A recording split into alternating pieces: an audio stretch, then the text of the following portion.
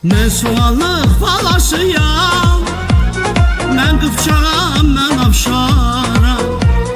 Babam türkdü, türk oluyam, atam torpaq, kürdü anam. Öz yurdumda qalasıyam, mən soğanlıq balasıyam. Öz yurdumda qalasıyam, mən soğanlıq balasıyam.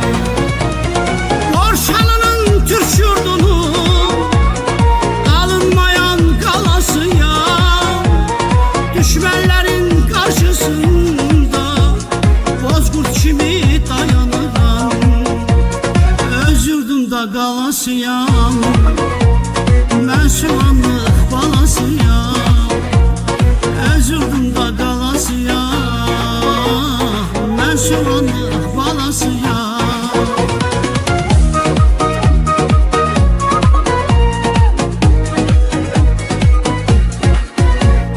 Qılın səsi ruhuma can, yağlara uduram qan. Düşmən gəlsə vuruşaram, öz yurdumda qalasıyam. Mən soğanlıq balasıyam, öz yurdumda qalasıyam. Soğanlığın balasıyam. Qorqud elin qədim məşam, gün çıxanda rumum oyam. Çəlli beldə gedim uğam, Borçalıda qalasıyam. Mən soğanlıq balasıyam, Borçalıda qalasıyam. Mən soğanlıq balasıyam.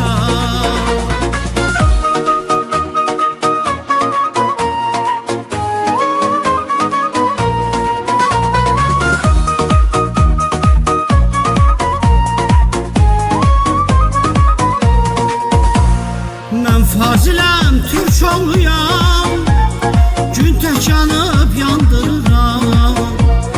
Bu torpağın vurğunuyam, öz yurdumda qalasıyam.